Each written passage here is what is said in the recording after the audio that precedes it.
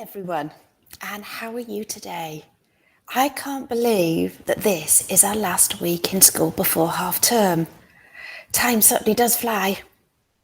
Well, welcome to my assembly this morning, and today I'm going to focus on the character strength of kindness. And simply put, kindness is just being nice to others. I'd like to share a story with you today all about kindness. It's called Between the Tick and the Tock, and it's by Louise Gregg and Ashlyn Lindsay. And I'd like to say a big thank you to Mrs. Dent because she's been very kind and let me borrow the book from her library in the snug. Between Tick and Tock.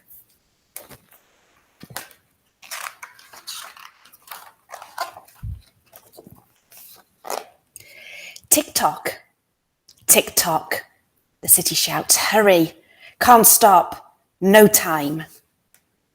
Trams grumble, trains growl, out of the way. The streets see only grey. Lonely twirls in a park. Lost rolls under a bench. Stray whimpers faintly. Stuck meows from a tree. The city is too busy to see.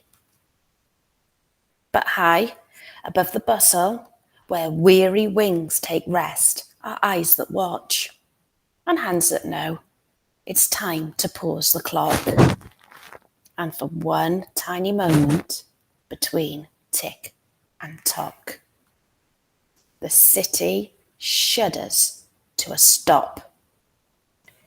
Shh, swells a silent sea, swallowing every sound. Eyes close. Everyone, everything snaps to a standstill. But Liesel moves.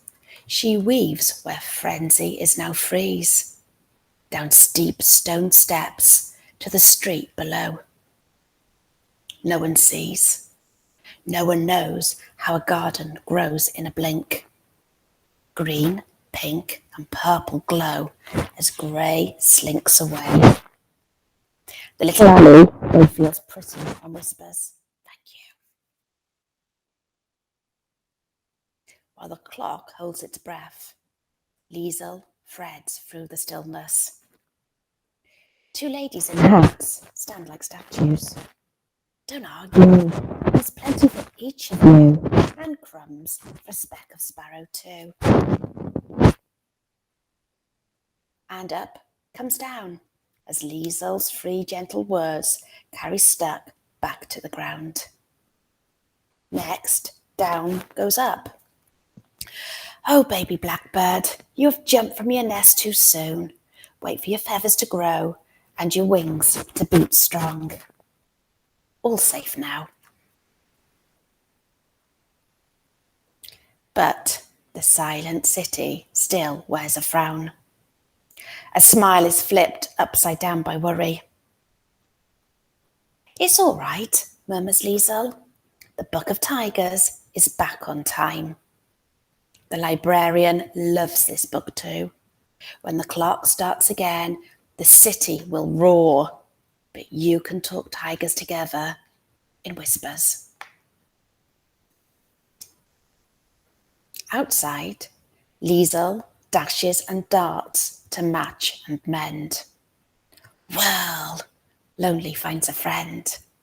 Plink, who will find this lucky penny? Then our worried duck has her dear ducklings back.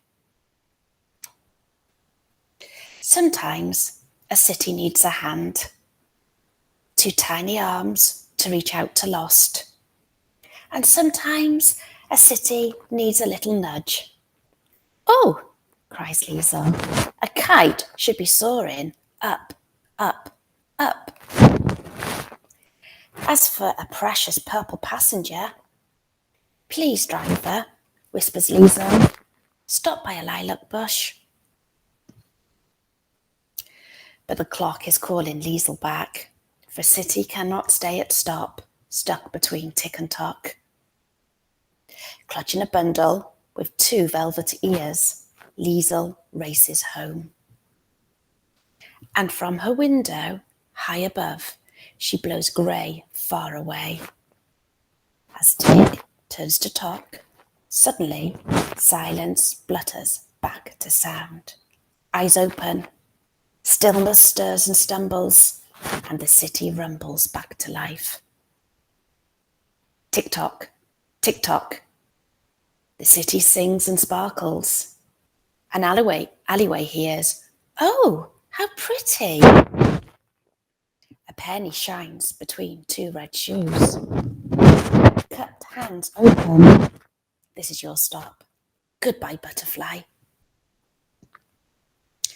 Up, up high, above the bustle where the wide wings soar, Stray learns his name, even smaller than him, Ben.